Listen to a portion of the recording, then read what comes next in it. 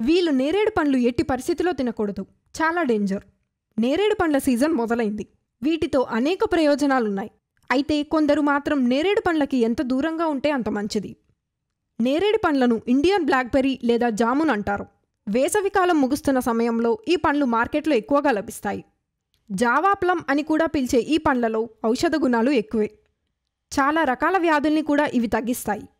వ్యాధి నిరోధక శక్తిని పెంచుతాయి. బ్లడ్ షుగర్ లెవెల్స్ కంట్రోల్లో ఉండేలా చేస్తాయి.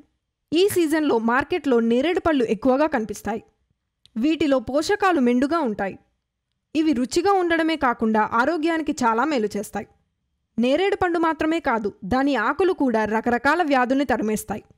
నేరేడు పండు నాలుకకు ఆహ్లాదకరమైన రుచిని అందించడమే కాకుండా వివిధ ఔషధ గుణాలతో నిండి ఉంటుంది. ముఖ్యంగా కడుపు నొప్పి, మధుమేహం, కీళ్ల నొప్పులు వంటి సమస్యలకు నవల పండ్లు మేలు చేస్తాయి. సైడ్ ఎఫెక్ట్స్ అన్ని వర్గాల ప్రజలను ప్రభావితం చేయవు. కొన్ని ఆరోగ్య సమస్యలు ఉన్నవారు మాత్రమే నేరేడు పండ్లను మితంగా తినాలి లేదా వాటిని పూర్తిగా మానేయాలి.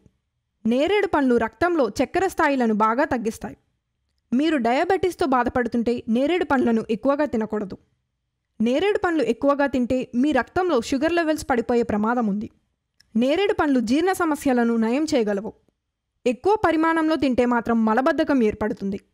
దీంతో మలబద్ధకంతో బాధపడేవారు వీటికి ఎంత దూరంగా ఉంటే అంత మంచిది.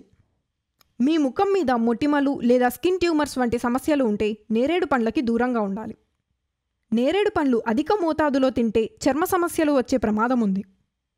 వాంతులు, వికారంతో బాధపడేవారు నేరేడు పండ్లను ఎక్కువగా తినే కొందరిలో వాంతులు రావచ్చు. ఈ పండ్లు సహజంగా పుల్లని రుచిని కలిగి ఉంటాయి. అంతేకాకుండా వికార సమస్యలతో బాధపడేవారు నేరేడు పండ్లను తీసుకుంటే వాంతులు వచ్చే ప్రమాదం ఉంది. అంతేకాకుండా నేరేడు పండ్లు ఎక్కువగా తింటే దంతక్షమం సంభవిస్తుంది. మరిన్ని ఇలాంటి ఇంట్రెస్టింగ్ అప్డేట్స్ కోసం మన హవీష్ మీడియాను సబ్స్క్రైబ్ చేసుకోండి.